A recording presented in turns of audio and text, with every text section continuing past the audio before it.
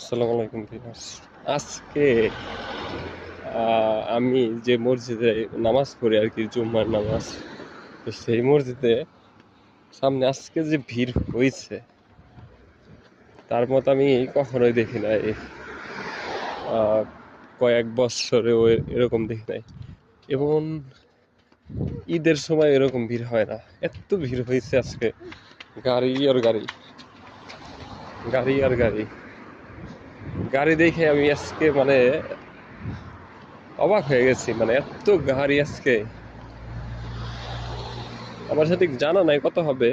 আমার মনে হচ্ছে হাজার হাজার হতেও পারে। কেউ কেউ যতদূর যায় খালি গাড়ি আর গাড়ি।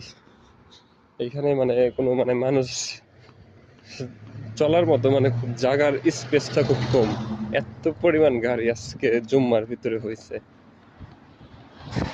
বলা বাহুল্য, দেখতেই পারতেছেন।